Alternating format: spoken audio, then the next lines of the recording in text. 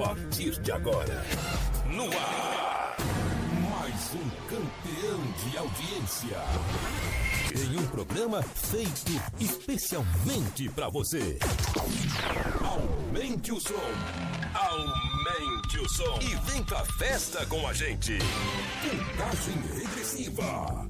5, 4, 3, 2, 1. Começa agora. Fala pra mim. Rádio Cultura FM 107,5. Com Dr. Emerson. Educação, saúde e cidadania em primeiro lugar.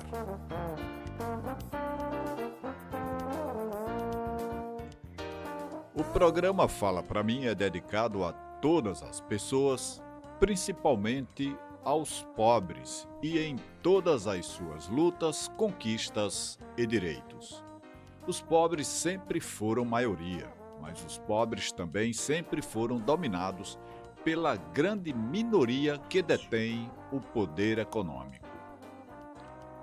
Mas essa realidade precisa e deve mudar. Para tanto, basta que você adote os seguintes princípios para nortear a sua vida em sociedade. O princípio da destinação universal dos bens. O princípio da solidariedade.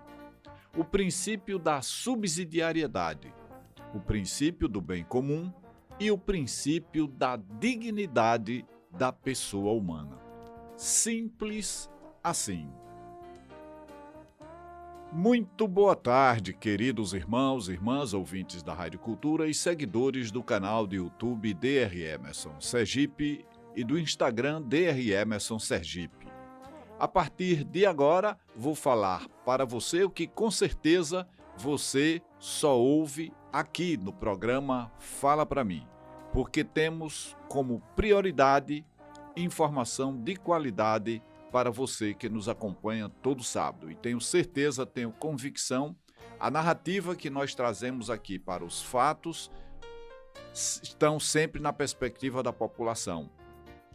E infelizmente, ao longo da história e na maioria dos casos, na nossa imprensa, na grande imprensa, como as pessoas costumam chamar, nós temos uma narrativa que passa pelo controle de quem domina a economia, domina a política e quer dominar as mentes e os corações das pessoas, inclusive os algoritmos das redes sociais. Então aqui nós temos uma abordagem diferente, uma narrativa diferente que está em sintonia com a sua dignidade e com uma informação de qualidade para você, tá bom? Então, programa Fala Pra Mim, Educação, Saúde e Cidadania. Eu sou o Dr. Emerson e estarei com você até às 15 horas na apresentação de mais uma edição do programa Fala Pra Mim. Meus cumprimentos para toda a equipe do programa, para o Félix Ney Souza, o Digenal Alves, o Dr. Antônio Joaquim, o Carlos Miguel, o Salvador e a Núzia Costa. Com certeza todos estarão na audiência do programa Fala Pra Mim. Cumprimentamos também aos amigos da Rádio Cultura que fazem a sonoplastia do programa Fala Pra Mim. Sempre lembrando que o programa Fala Pra Mim é um oferecimento da Clínica Dermoestética. Com uma trajetória de 30 anos, a Clínica Dermoestética é referência em Aracaju e região quando o assunto é cuidado com a pele e bem-estar. Sob a direção do Dr. Emerson, a clínica oferece uma gama completa de serviços que vão desde a dermatologia clínica até procedimentos estéticos avançados, tratamento dermatológico, cirurgias dermatológicas, acompanhamento nutricional, cirurgia plástica e muito mais. Estamos situados na Avenida Engenheiro Hernan Centurion, 540 Jardim, com os telefones 999457211 ou 32137560. Dermoestética, sempre acompanhando os avanços da dermatologia.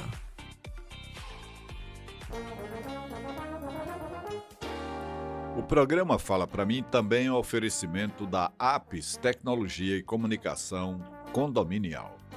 Conheça a Apis Tecnologia, segurança e inovação para o seu condomínio ou empresa. A Apis Tecnologia é referência em solução moderna para segurança e gestão condominial em todo o Brasil.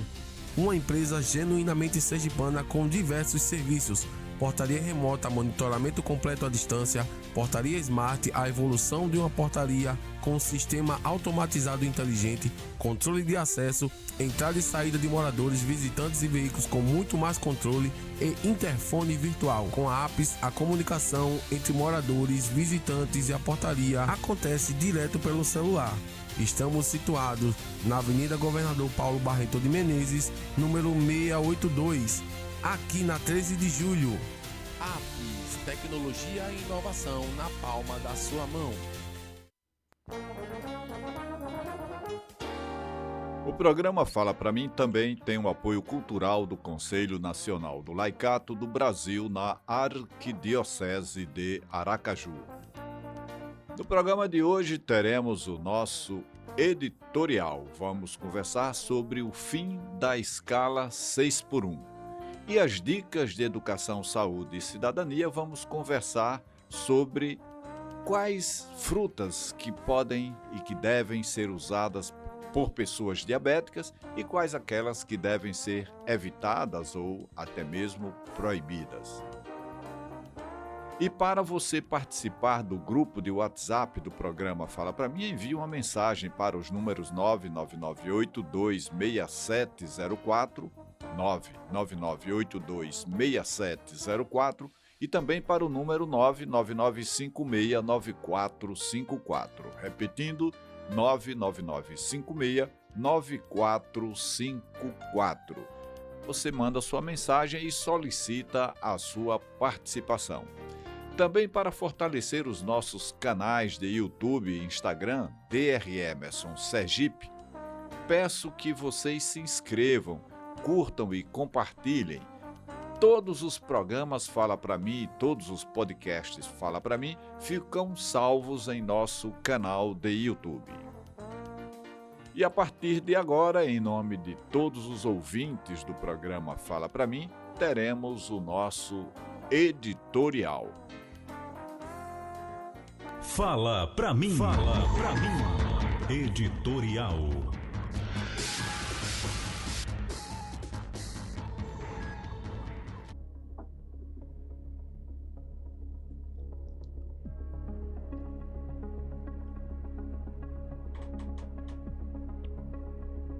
Meus amigos e minhas amigas, a discussão sobre o fim da escala 6x1 ultrapassa a mera pauta trabalhista. Trata-se, em essência, de um debate civilizatório. Qual o lugar da vida humana em uma sociedade submetida à lógica incessante da produtividade, do lucro e do consumo? A luta histórica dos trabalhadores por menos horas de trabalho nunca foi apenas uma reivindicação econômica. Foi, sobretudo, uma luta pelo direito de existir para além do trabalho.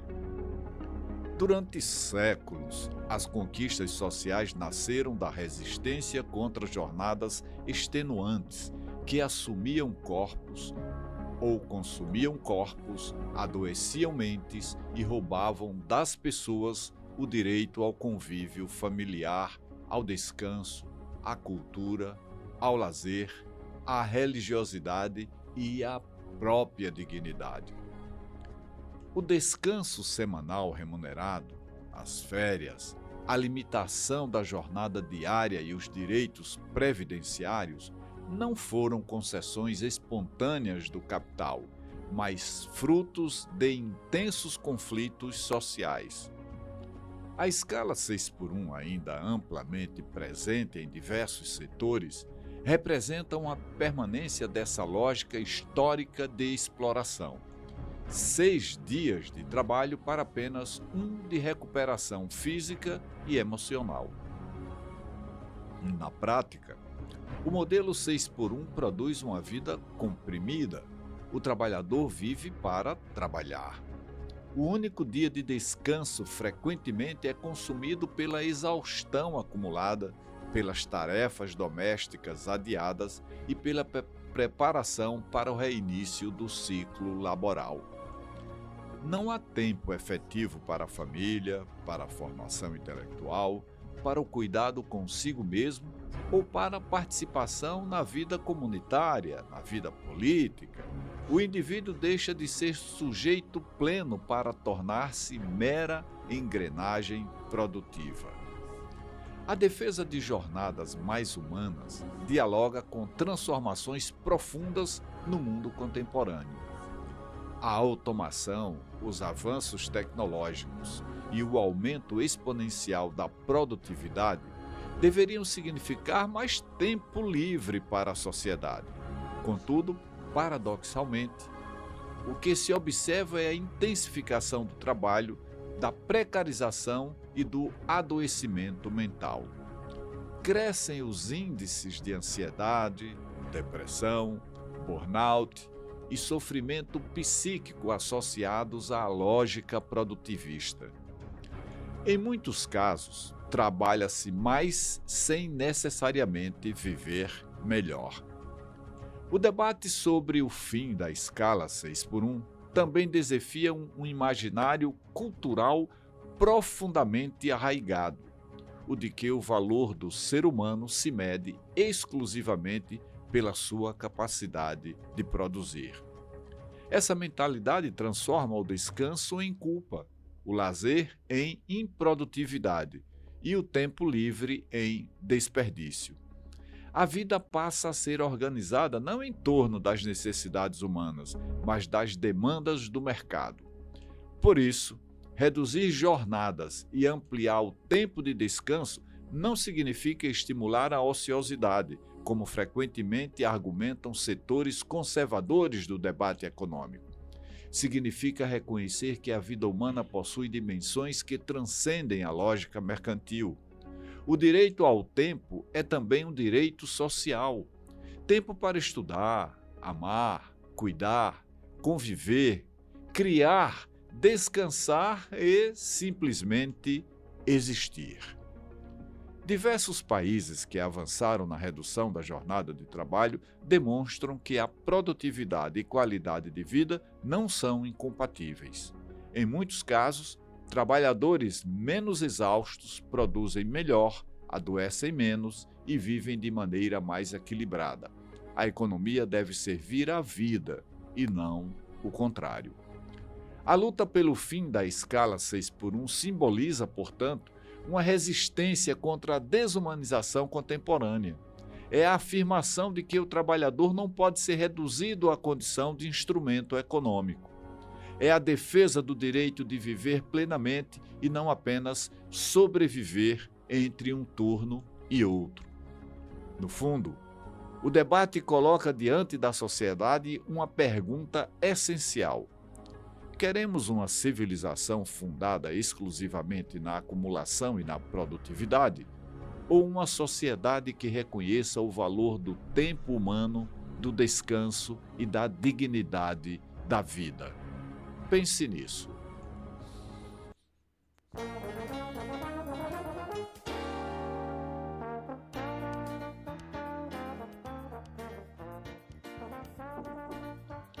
E a partir de agora, em nome dos amigos Batista lá no Siqueira Campos, do Jorge lá no Santa Lúcia, do Carlos Alberto e da sua esposa lá no Orlando Dantas, do Miguel lá na Cidade Nova, do Edson Leal e da sua mãe, Dona Luzia, lá no 18 do Forte, da Dona Marlene no Grajiru e sua irmã Vitória lá em Maceió, do João Bosco Lima e da minha colega Cátia Machado lá no São José, do Márcio Giovanni no Ponto Novo, da Valdileide Feitosa e seus filhos Vinícius e Tainã, também do seu Pedro da Paixão lá no Santos Dumont, do Écio, que é aposentado do Banco do Brasil, da Jocilene, da Lúcia, da minha comadre Maria, do Gelson, todos lá no bairro Industrial.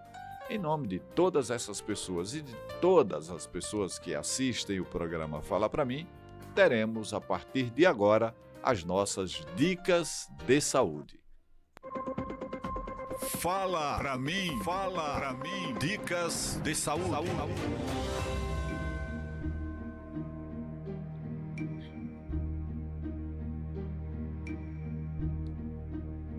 Quais frutas são boas, adequadas para as pessoas com diabetes?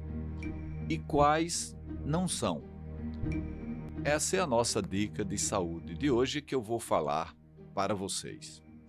Antes, alguns conceitos importantes para que você entenda sobre o que vamos conversar aqui hoje. O primeiro conceito é o conceito de índice glicêmico, IG, índice glicêmico, que é a velocidade com que um alimento eleva a glicemia. Então a pessoa ingere o alimento e existem diferenças na capacidade que os alimentos têm de elevarem a glicose, de elevarem a glicemia no sangue, o açúcar no sangue. A elevação é rápida, a elevação é lenta, e isso está correlacionado com o índice glicêmico, que é específico para cada alimento que ingerimos. Um índice glicêmico baixo, nós temos aí nos relatos, nos trabalhos, um índice menor do que 55.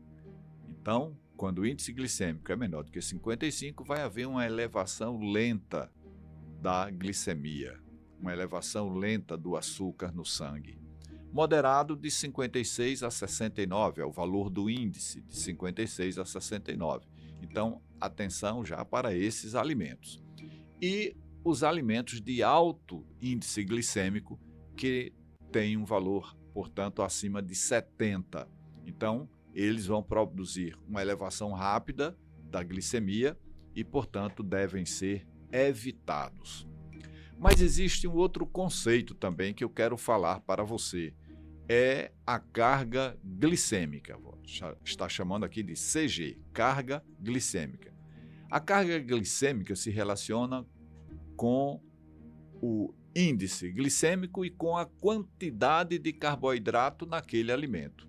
Então, uma carga glicêmica baixa é de 0 a 10.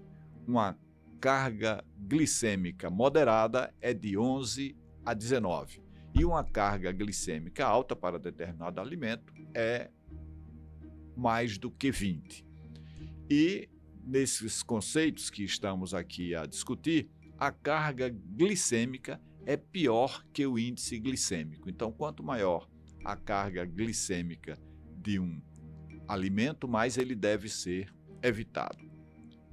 Um outro conceito que quero passar aqui nessa nossa dica de hoje também é sobre a frutose, que é o açúcar das frutas.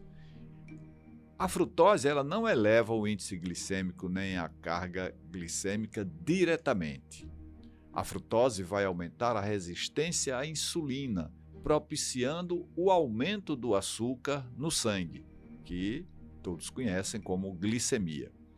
Então vamos citar, já posto esses conceitos, vamos citar uma lista de frutas e fazer aqui em ordem decrescente, melhor dizendo, vamos fazer em ordem crescente de qualidade.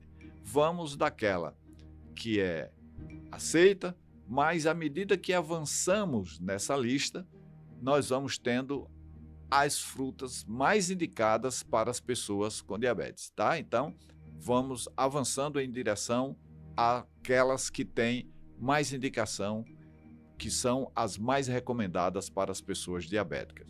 Então, a primeira da nossa lista, a primeira fruta que vamos falar como indicada é a pera.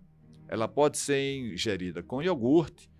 A pera tem um índice glicêmico de 38, então nós já vimos aquela escala, é um índice glicêmico baixo, e uma carga glicêmica de 4, que também é uma carga glicêmica baixa. Portanto, é uma fruta que tem baixa frutose, ela é rica em fibras e ajudando a controlar, portanto, a glicose e o colesterol. Então, primeira fruta que nós citamos aqui é a pera. Na sequência, nós temos o morango, que tem ação antioxidante e melhora a sensibilidade à insulina. O morango é rico em fibras e cuidado com as geleias. Na preparação das geleias, o morango, por ter cocção, por ter aquecimento, os morangos vão perder essa qualidade. Então, evitar a ingestão de geleias de morango. Ameixa é a terceira fruta nessa nossa sequência, nessa nossa relação. Rica em autocianinas, ela combate também a inflação, a inflamação. A inflação, cuidado com o preço dos alimentos, que a inflação está aí, né, consumindo o salário das pessoas. Mas a ameixa, ela combate a inflamação. E evitar a versão seca. Porque a versão seca das ameixas é rica em frutose e tem menos fibras. Então tem que ser ameixa fresca. Ameixa vermelha, ameixas pretas, mas ameixas frescas é o ideal que você ingira, porque sim, essa ameixa fresca ela é rica em frutose e tem a ameixa seca, melhor dizendo, ela é rica em frutose e tem menos fibras, portanto você deve evitar a ingestão de ameixas secas. E tem que ser ameixa fresca. E essa ameixa fresca ela pode ser usada com creme de leite sem adição de açúcar.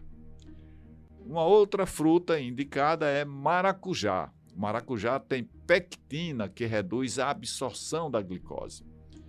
O maracujá também pode ser aquecido, por exemplo, para fazer geleia. Aí, no caso, é possível. Muito bom também para fazer suco de maracujá. Cuidado só como adoçar esse suco. Tem que ser um adoçante adequado e de qualidade comprovada para pessoas que têm diabetes. E o limão? Com relação ao açúcar no sangue, com relação à glicemia, o limão é quase neutro. Ele não tem interferência, não eleva a glicemia. E melhora a absorção de ferro. O limão também é rico em vitamina C. Então, a limonada pode ser feita, cuidado sempre no como adoçar. Pode ser usado também para temperar a carne. Então, o limão adicionado ali à carne, ele melhora a absorção do ferro. O limão também é rico em polifenóis. Portanto, o limão é recomendado e nós estamos aí no grupo já dos alimentos intermediários, né? Estamos partindo e caminhando nessa lista em direção aos melhores, aos mais indicados ainda. Açaí, autocianinas e fibras, baixo impacto glicêmico e rico em gordura. Agora, deve ser ingerido, atenção isso aí, deve ser ingerido sem xarope de guaraná. O que é que as pessoas fazem nos locais aí onde vem? O açaí é vendido com adição de xarope de guaraná. Aí sim, não tem indicação nenhuma para pessoas diabéticas, aumenta bastante o índice glicêmico, esta adição do xarope de guaraná. Uma outra coisa que também usa às vezes é farinha de tapioca, não pode ser, né? Aí tira essa qualidade que nós estamos indicando aqui do açaí. E também não pode utilizar leite em pó para misturar o açaí. Então, o açaí pode ser puro ou com um adoçante adequado, tá bom? Na sequência da nossa dica, vamos falar sobre a goiaba. É uma fruta low carb, quer dizer, tem baixa carga glicêmica, tem baixo índice glicêmico. É rica também em pectina, mas rica ainda em fibras e vitamina C. Só cuidado na ingestão da goiaba para as pessoas que têm intestino preso, que têm obstipação intestinal. Então, a goiaba, para que ela possa ser ingerida em pequenas quantidades, e deve ter uma alimentação que vá compensar essa tendência de fazer prisão de ventre, tá bom? A cereja ideal, a cereja é também um bom alimento para pessoas diabéticas, quando possível, e ela é fresca e não aquecida, tá? Então veja que tem várias frutas aqui que não podem ser aquecidas porque ela perde a qualidade. Já falei do morango, por exemplo, né? O maracujá pode ser aquecido. A cereja não pode ser aquecida. Reduz inflamação e melhora a sensibilidade à insulina. Cuidado com a geleia. Então, como ela não pode ser aquecida, a preparação da geleia vai tirar a qualidade da cereja do ponto de vista de proteção para as pessoas com diabetes. Um alimento muito bom que precisa ser usado aqui, já estamos chegando no topo da nossa lista. Então, lá no topo está lá o abacate, que é uma fruta, usado como fruta ou como legume, né? Abacate. Recomendável que seja ingerido diariamente. Por ser tão bom, é recomendável a ingestão diária. Ele tem gorduras boas, desculpe, são as gorduras monoinsaturadas, né? Diferente aqui daquela história das frituras, né? Dos embutidos, que são ricos em gorduras poliinsaturadas. Então, as gorduras boas estão aí no abacate, por exemplo, as gorduras monoinsaturadas.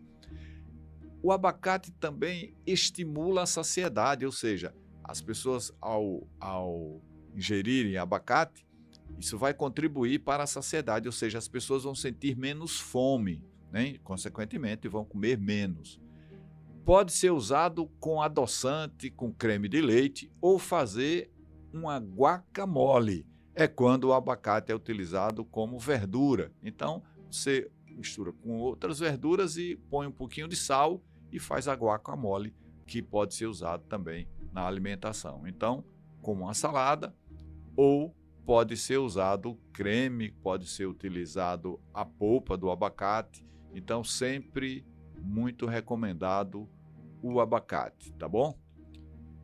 E na sequência, chegamos então ao topo, ao alimento mais recomendável aqui no caso, que é o coco.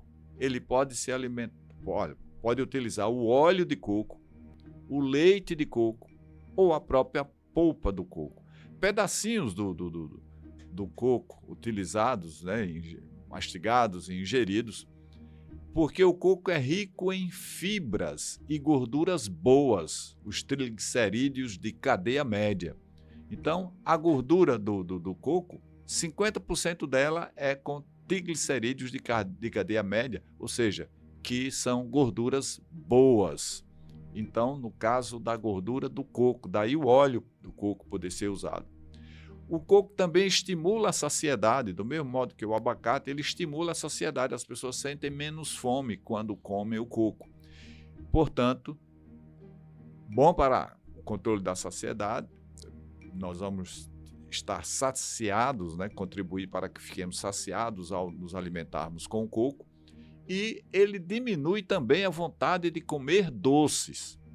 Agora, um cuidado com relação ao coco, evite o açúcar de coco. Nós já falamos aqui do óleo de coco, né? da vantagem da ingestão da polpa do coco, enfim, mas cuidado, evite o açúcar de coco, esse não deve ser ingerido. Por quê? Porque ele é feito da flor do coco, que é rica em frutose, que vai diretamente para o fígado e aumenta, como já dissemos aqui, a resistência à insulina, piorando então o controle do diabetes. Agora vamos citar algumas frutas, falamos das frutas boas que devem ser ingeridas e falamos numa ordem crescente de qualidade, vamos dizer assim. E agora vamos citar algumas frutas que devem ser evitadas ou proibidas, né? E de novo vamos fazer assim, vamos numa ordem crescente de piora agora, das que devem ser evitadas, tá bom? Então, frutas que devem ser evitadas. Uva, pela alta densidade de frutose, que vai aumentar, então, a resistência à insulina. A uva também é rica em glicose, tem um índice glicêmico alto. E o suco é pior ainda. Então, suco de fruta, nem pensar, porque vai estar concentrando, né, ali a glicose presente no suco. Manga, carga glicêmica alta, principalmente a manga madura. Então, cuidado com a manga na salada. Caso queira, o recomendado é usar a manga verde, porque quanto mais madura, maior a carga glicêmica da manga. Um outro alimento também que aqui nós já estamos avançando na lista, já estamos chegando naqueles que são uma bomba, né, glicêmica, rico em açúcar simples e tem pouca fibra. Eu estou falando do caqui. Então, pessoas diabéticas, cuidado, o caqui tem essa tendência, né, de índice glicêmico alto e de carga glicêmica alta, porque é rico em açúcar simples e tem pouca fibra. A banana, né, muito apreciada aqui no Brasil, mas cuidado, né, as pessoas com diabetes, porque a banana tem alta carga glicêmica, tem muita glicose e frutose. Então, caso queira ingerir, prefira a banana verde. De novo, aqui um outro exemplo, como falamos para a manga, falamos para a banana verde. E aí você pode, da banana, ingerir a biomassa, o chip ou a farinha de banana verde, tá? Porque a banana madura, ela tem maior carga glicêmica. E agora, na nossa lista, chegamos à melancia.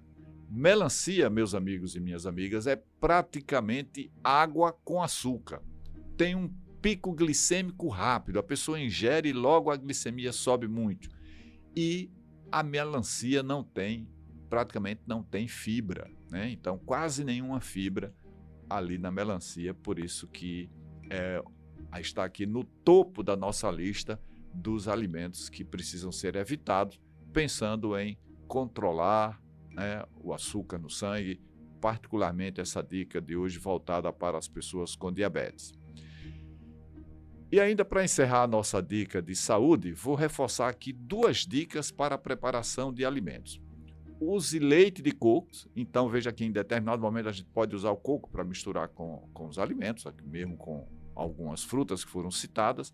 Use o leite de coco, que é saudável, porque o coco aqui no caso dos indicados para as pessoas com diabetes, é o campeão. Então, use leite de coco e para temperar, use o vinagre de maçã, tá? Usar o vinagre de maçã para temperar os alimentos, tá bom? Então, essa foi a nossa dica de hoje.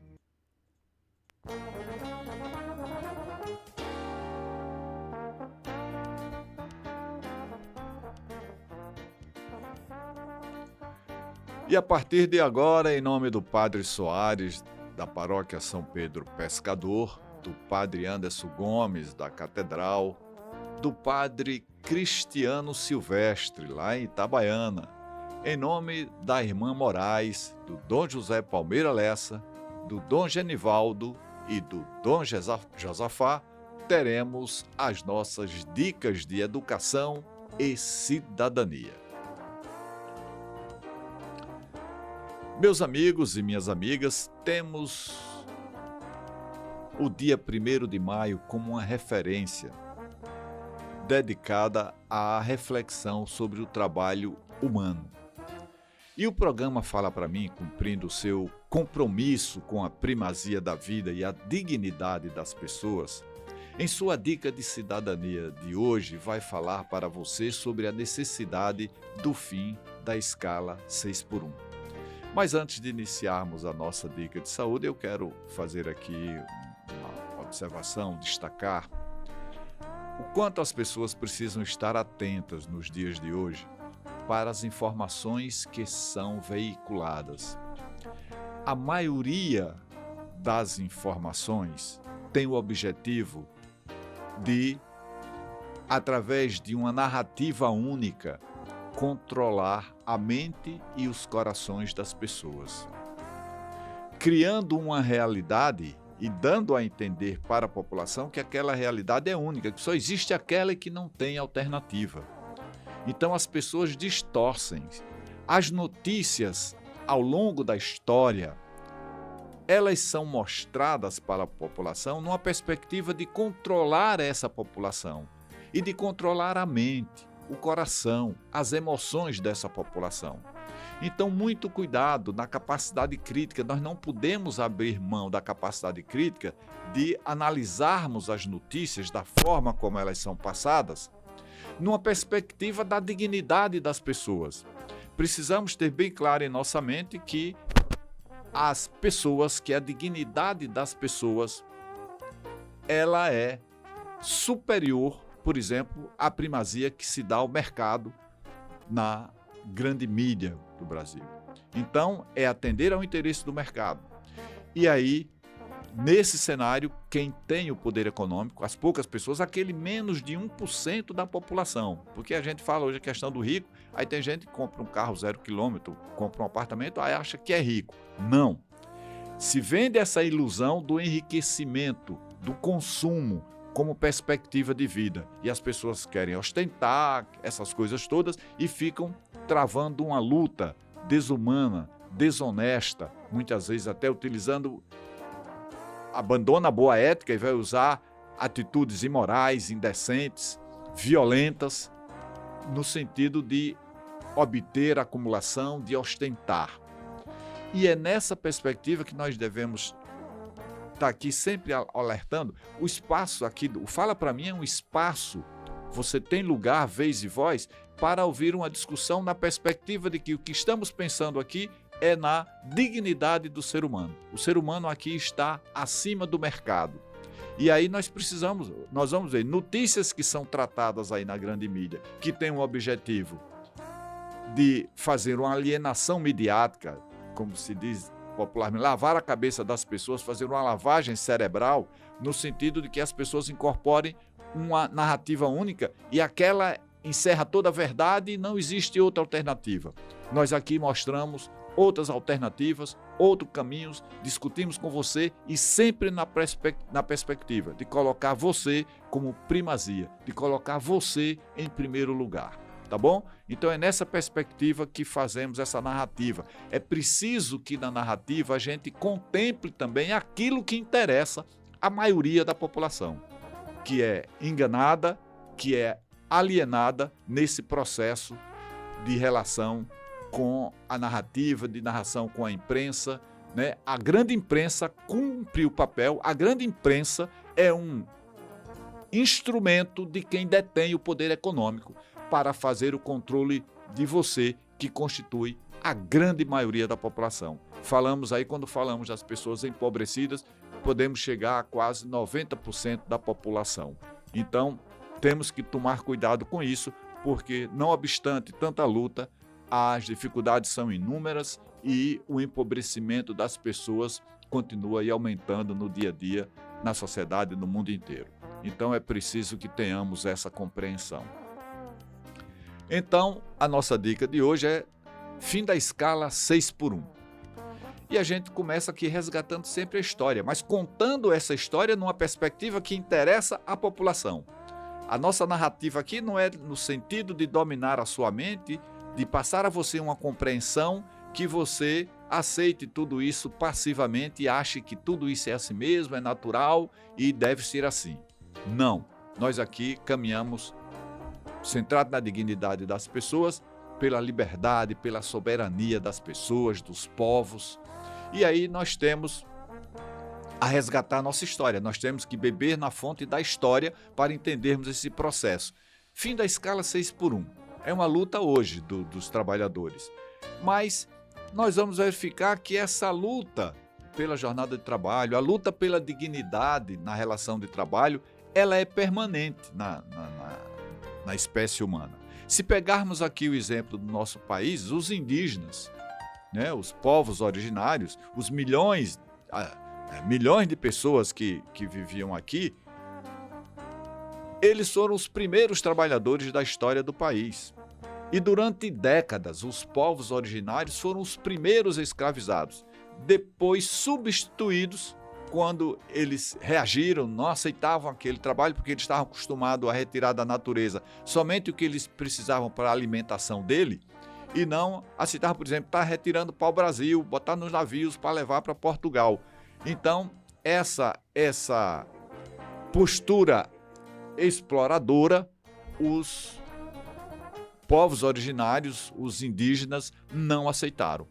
Então, eles foram progressivamente substituídos, foram atacados, né, e foram substituídos progressivamente, na maioria, por pessoas escravizadas oriundas da África, porque lá o processo de colonização já havia começado antes de ser iniciado aqui no Brasil.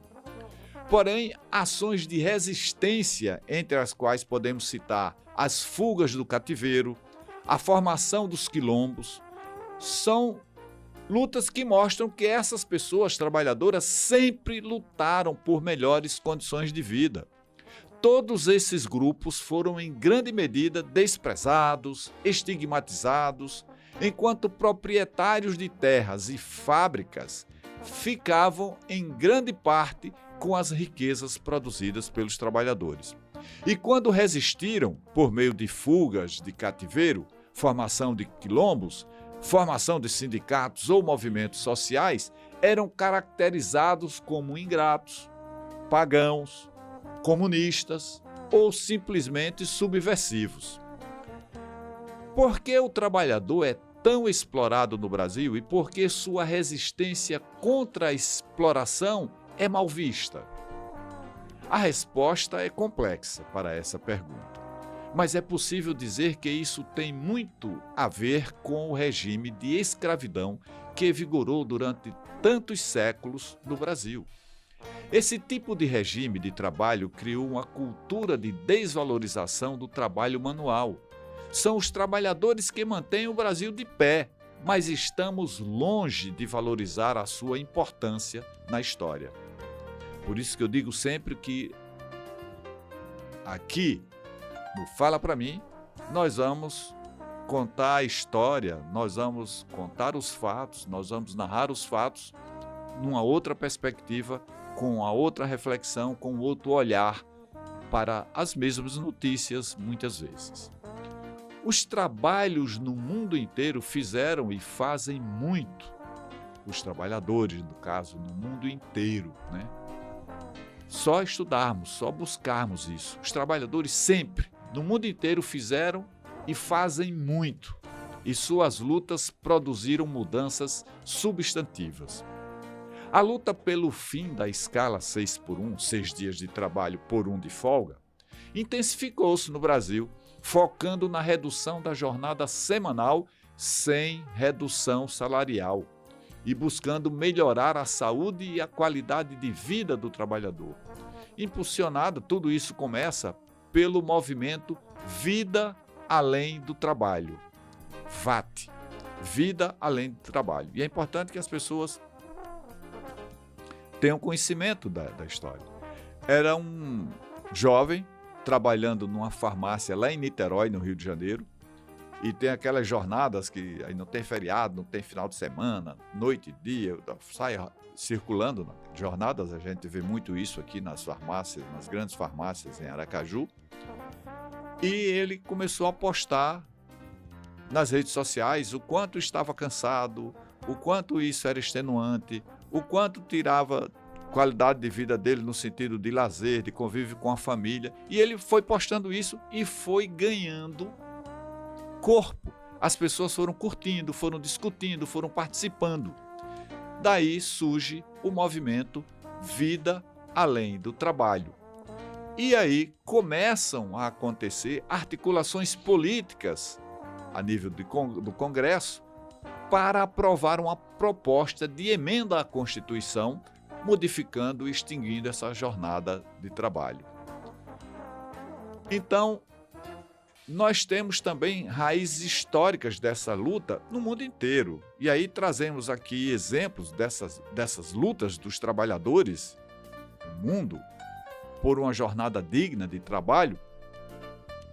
É a luta contra jornadas exaustivas que remonta às greves de 1886 lá em Chicago, que historicamente se reconhece isso como um marco das lutas, da criação dos sindicatos e da luta dos trabalhadores por uma jornada. Em 1886, nós tínhamos começado, aí há pouco tempo, a fase do capitalismo industrial, das fábricas.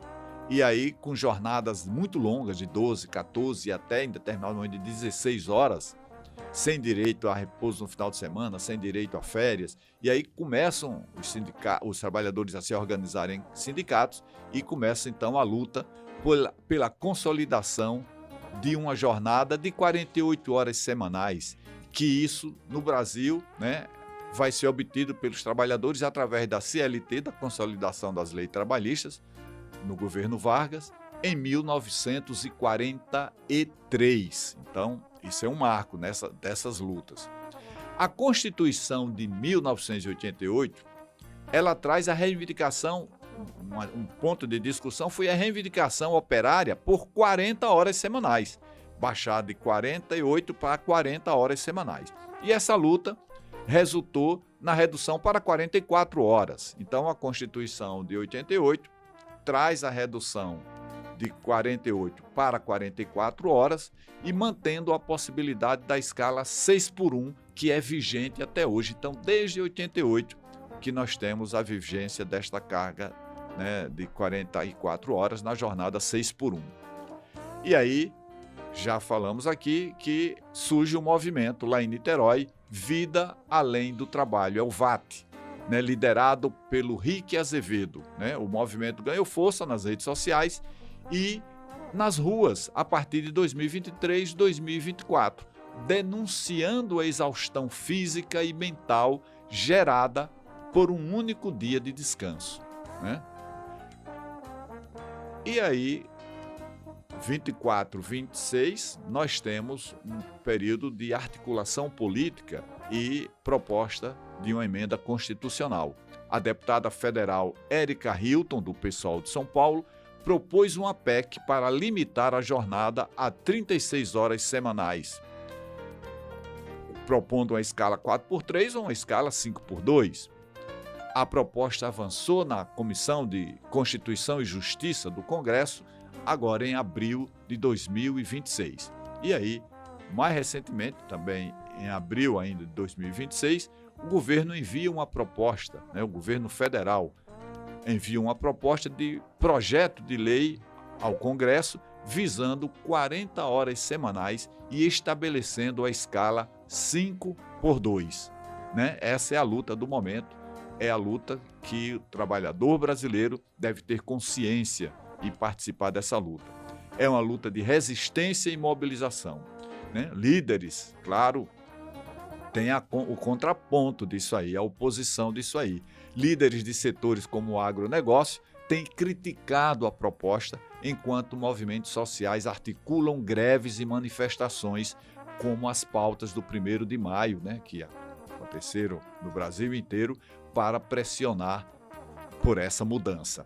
Então, veja, nós temos que ter tudo isso muito claro nesse momento. A importância da mobilização, a importância do envolvimento nessa perspectiva de que temos a luta do trabalhador nesse momento por essa redução de jornada.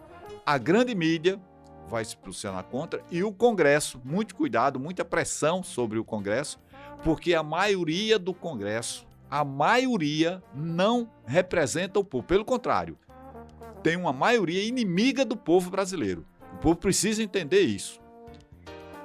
Então, muito risco de que esses avanços não aconteçam e as pessoas precisam pensar na importância política. As pessoas criam muito a ideia de que não quero conversar com política, é só corrupção. E as pessoas, quando tentam se aproximar da atividade política, é na perspectiva de alguma vantagem, ou seja, da corrupção também. Então veja que quanto é ruim isso. A política é essencial, indispensável para a população. Agora a gente precisa ter uma população com reivindicações coletivas, decentes, e ter uma classe política decente que se propõe a representar essa população, o que não acontece nos dias de hoje. Então essa é uma grande tarefa que o povo brasileiro precisa mudar na perspectiva de termos aqui a evolução para a barbárie, a gente sempre está dizendo isso aqui no programa, e a vida das pessoas, não obstante tanto esforço, tanto trabalho, evoluírem para pior. Então, o objetivo atual é consolidar, é tornar possível a jornada de 5 dias de trabalho para 2 de descanso, superando a lógica da escala 6x1. E aí vamos reforçar aqui, nós ainda temos tempo aqui no programa, temos cerca de 12 minutos, um pouco mais da história das lutas dos trabalhadores por uma jornada de trabalho digna, ou seja, pela vida além do trabalho. Então, trazendo dados históricos para a gente ir entendendo esse processo. Né? Hoje, essa luta pelo fim da escala 6x1 é o desaguar de toda essa luta histórica, de todo esse processo. Então, nos anos 1920, vamos relatar agora, fazer uma linha do tempo a partir dos anos 1920. Esses anos trouxeram algumas vitórias importantes. Vitória das greves gerais, como a criação das chamadas caixas de aposentadorias e pensões. É trabalhar a proteção do trabalhador, particularmente quando ele deixar de trabalhar.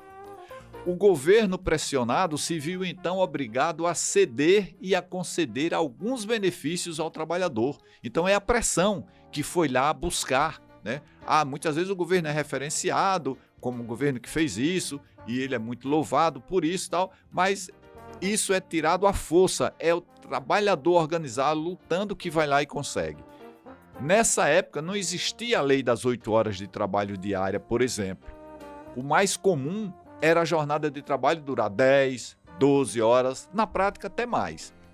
Em 1926, o presidente da então Organização Internacional do Trabalho, a OIT, o Albert Thomas, viajou a diversos países, entre eles o Brasil, a fim de conversar com os governos nacionais, a fim de vamos negociar aqui condições de trabalho mais dignas para os trabalhadores, porque nós estávamos vivendo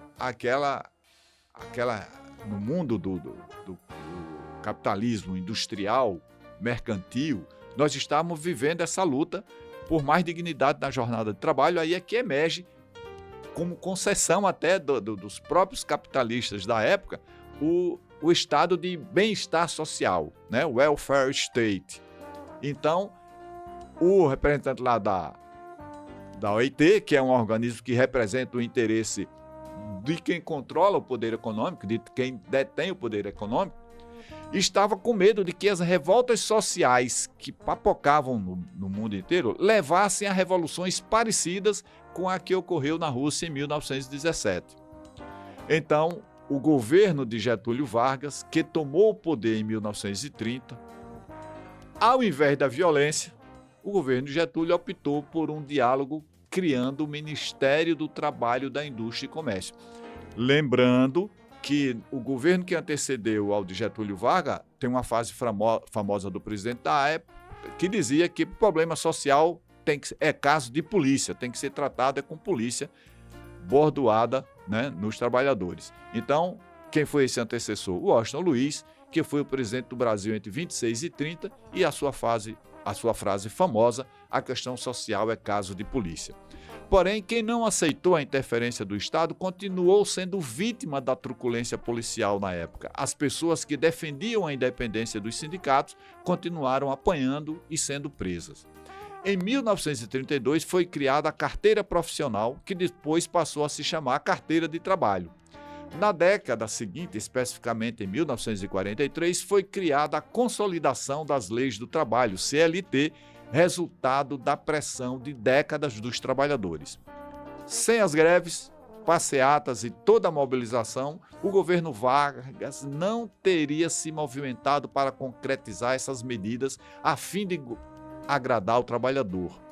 Inclusive, durante a Segunda Guerra, o trabalhador nacional foi explorado incessantemente, como mostra o caso dos soldados da borracha. Mais de 50 mil trabalhadores que foram mobilizados de vários estados do Brasil para a Amazônia para produzir borracha, porque o americano, na guerra, o presidente Franklin Delano Roosevelt, né, conversa com Vargas e precisamos aumentar a produção de borracha para a produção de materiais bélicos para ser usado na guerra. A jornada semanal, inclusive é uma boa história conhecer, vai pesquisar os soldados da borracha, mas para conhecer essa perspectiva, veja, o soldado da borracha, ele existe contado porque quem detém o poder econômico é a hegemonia e vai mostrar essa história com uma versão. E aí nós precisamos conhecer também versões libertadoras, versões que têm o foco no que aconteceu efetivamente com esses soldados que ficaram lá e que não foram nem noticiados do fim da guerra e que depois foram abandonados à própria sorte. Então é preciso que a gente vá conhecer as versões todas para a gente formar um juízo preciso das coisas. A jornada semanal de 48 horas de trabalho será posteriormente reduzida para 44, somente após intensa mobilização dos trabalhadores, que depois passam a defender a redução para 40 horas. Porém, meus amigos, a partir do final da década de 70, início da década de 80, com o surgimento do neoliberalismo, medidas como a terceirização começaram a precarizar as relações de trabalho, prejudicando as conquistas históricas do trabalhador brasileiro. O desenvolvimento da tecnologia colocou a máquina no lugar das pessoas em diversas funções. A automação faz cada vez mais que o cliente possa pagar suas compras pela internet ou presencialmente em terminais de autoatendimento, que dispensa a presença de um empregado para prestar serviços que agora podem ser executados pelo próprio cliente. Então nós começamos a marcha pelo estabelecimento do microtrabalho, né? Cada vez mais botando a máquina para exercer trabalhos e isso gerando o quê? Um grande desemprego, um desemprego crescente. E isso vem acontecendo no mundo inteiro. É nesse cenário que vai surgir a história do seja empreendedor, tal. Quem controla aqui tem empresa, ele sabe que o desemprego é crescente e não vai ter emprego para as pessoas, não vai ter para todo mundo. Então, vamos estimular agora o empreendedorismo e particularmente para fazer o microtrabalho, aquele trabalho que o avanço tecnológico ainda não conseguiu realizar com a máquina, substituindo o trabalho manual. Também podemos destacar canais de atendimento ao consumidor que passam a funcionar com a presença cada vez menor de humanos. A chamada flexibilização das leis trabalhistas foi por muito tempo defendida pelo empresariado como a solução contra esse desemprego. A CLT, muitas vezes criticada pelos patrões, era vista como um entrave pelas barreiras que supostamente criava às contratações e demissões. Foi o que levou, inclusive, em 2017, o governo Temer a realizar a reforma trabalhista, ampliando a precarização dos direitos do trabalhador. O governo havia prometido mais emprego, mais trabalho, com mais proteção, mas isso não aconteceu. Justo ao contrário é o que aconteceu. Hoje é comum vermos algumas pessoas das novas gerações, principalmente nas redes sociais, fazendo piadas sobre a CLT como algo ultrapassado, coisa de perdedor ou coisa de otário. Mas será mesmo? Essas críticas têm a ver com uma nova cultura do empreendedorismo que defende a ideia meritocrática do sucesso preventivo do esforço individual sem patrão ou vínculo trabalhista. Ela parte da ideia ingênua de que o sucesso está ao alcance de todos e que o governo deve deixar de se intrometer em assuntos que dizem respeito somente ao indivíduo, ou seja, é a defesa do Estado mínimo. Mas veja, será que para um país nosso de maioria da população empobrecida é o Estado mínimo ou um Estado que consiga garantir para a maioria da população moradia, emprego, saúde, educação, segurança pública, saneamento ambiental? Se alguém empreender e não for bem-sucedido, isso significaria apenas que ele não se esforçou o suficiente ou que foi prejudicado pelo governo, pois, segundo essa lógica, qualquer sistema estatal de proteção do trabalhador é um atraso para o empreendedor. Direitos trabalhistas, portanto, nesse cenário, nessa concepção, deveriam ser abolidos. Porém, em um país tão diverso e com tantas desigualdades sociais como o Brasil, nem todos partem da mesma linha de largada nessa corrida até a vitória profissional. Como acreditar plenamente na meritocracia se um concorrente teve uma educação de alta qualidade e condições financeiras para se dedicar exclusivamente à sua capacitação, enquanto outros passou anos na escola sem professores de determinadas disciplinas e teve que se dividir entre estudo e trabalho, enfrentando cansativas jornadas diárias. Atualmente, a Lei dos Trabalhadores é pelo fim da jornada 6x1, que impõe apenas um dia de descanso semanal para milhões de brasileiros. Uma realidade que prejudica o trabalhador de descansar satisfatoriamente, restringe seu acesso ao lazer e o impede de dar atenção à sua família, religião e a outros aspectos da vida. Essa deveria ser uma pauta de todos, da esquerda progressista, que se diz defensora dos mais pobres, e da direita conservadora cristã, que defende o tempo para o culto e para dedicar-se aos familiares. Afinal, a escala 6x1 não é inimiga da direita ou da esquerda, mas da dignidade humana. O trabalho deve ser um direito e um dever em prol do desenvolvimento pessoal de cada um e do crescimento da sociedade na totalidade, e não um meio de exploração de muitos e de privilégios de poucos. A história do trabalho e dos trabalhadores está muito bem documentada e esses documentos podem ser encontrados, inclusive, no Arquivo Nacional. É só você ir buscar ter acesso a toda essa história numa versão que defende a perspectiva da soberania e da dignidade das pessoas. E aqui encerramos mais um programa Fala Pra Mim.